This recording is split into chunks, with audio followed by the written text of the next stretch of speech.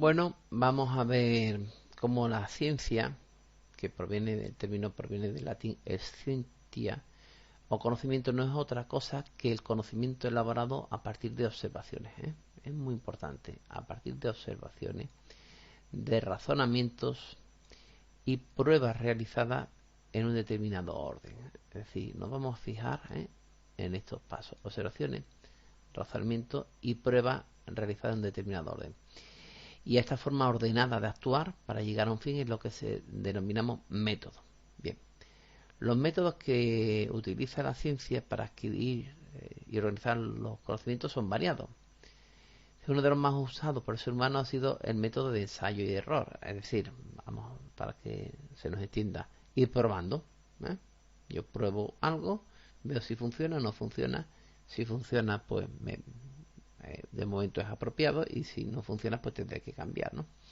Es decir, elegimos una opción, se prueba y se observa si funciona. Si funciona, tenemos una solución, y si no funciona, es un error y se intenta otra opción. Lo que pasa es que este método no es muy bueno ni muy fiable, porque claro, tenemos que estar probando constantemente, ir probando y cambiando hasta acertar, por decirlo de alguna manera, con la opción correcta. Entonces este método de ensayo y error se aplica a veces, pero no, y desgraciadamente a veces es el único que se puede aplicar, pero no nos da mucha confianza. Bien, como hemos dicho, lo que sucede es que este método no trata de descubrir por qué funciona una solución. No trata de descubrir por qué funciona la solución. Solo señala cuál es la solución, pero sin saber el por qué. Tampoco generaliza la solución para otros problemas y solo encuentra una solución particular, única, aunque existan otras y a lo mejor algunas de ellas sean mejores.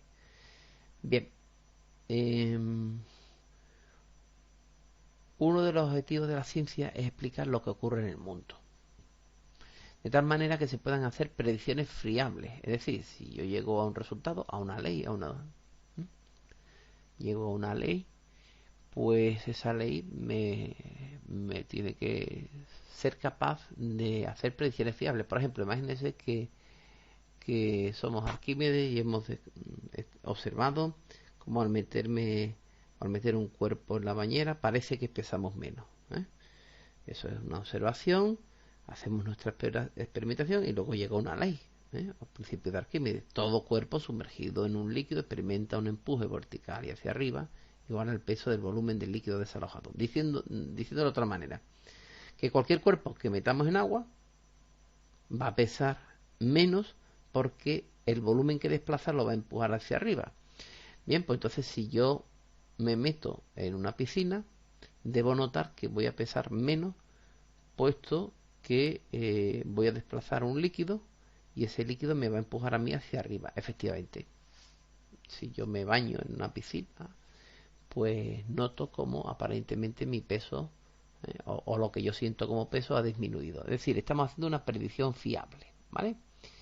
Si una vez que yo he llegado a mi ley, después de aplicar el método científico y hemos llegado a la conclusión, hemos sacado una ley, pues esta ley debe hacer predicciones fiables, de tal manera que si yo intento verificar qué es lo que ocurre si me meto en una piscina, pues por ejemplo, compruebo que peso menos, una piscina llena de agua. Bien, para realizar esto utilizaremos el método científico y ya vamos a pasar a explicar en qué se basa exactamente. Bien, pues cosas que son importantes en el método científico: pues la capacidad de repetir un experimento en cualquier lugar y por cualquier persona. Claro, eso es una de las cosas fundamentales. Vamos a buscar un método en el cual cualquier persona sea capaz de repetir, bueno, cualquier persona con unos conocimientos mínimos, evidentemente, y en condiciones también aceptables. Si estoy en medio del desierto con una gran tempestad y no tengo las herramientas y el material de laboratorio apropiado, pues difícilmente voy a poder hacer el experimento. Es decir, las personas con conocimiento y con el material adecuado y las condiciones adecuadas. Pero por cualquier persona, no hace falta ser un erudito. Bien, las proposiciones de las que se parte pueden ser refutadas o falsadas, es decir, no son verdades absolutas, eso ya lo hemos explicado antes. Es decir, se pueden encontrar otras que la contradigan, ¿de acuerdo? Es decir, deben ser falsables. Este método es un conjunto de pasos que trata de protegernos de la subjetividad en el conocimiento. Y podríamos desglosarlo así, aunque luego veremos otro esquema, pero podríamos desglosarlo así. Realizamos una pregunta. Para realizar esa pregunta, o sea, nos hacemos una pregunta, yo qué sé, pues por ejemplo, ¿por qué aparece el arco iris? ¿O por qué un rayo cae y el trueno llega bastante después de que hemos visto el rayo? Realizamos una investigación a fondo, vamos a dar una hipótesis, decir, bueno, pues voy a suponer que esto ocurre por este motivo o por el otro motivo.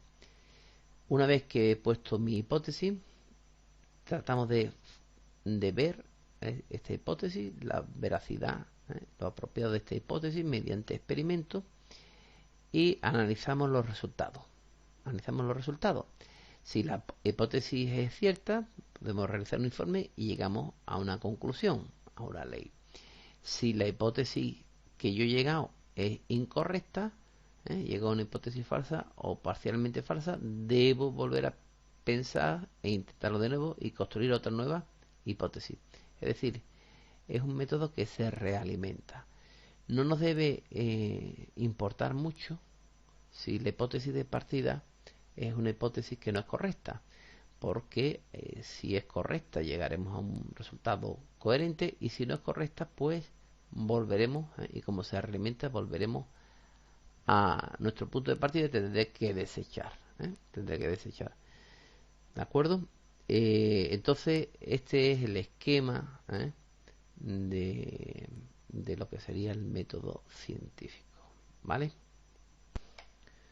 Fue Francis Bacon el que estableció un primer esbozo del método científico, donde vemos, resaltamos que es importante que el experimento se pueda repetir por cualquier persona, en cualquier lugar por cualquier persona, y que las proposiciones que se hacen puedan ser refutadas o falsadas.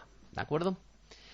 Ya veremos otro vídeo explicando un poquito más a fondo este tema.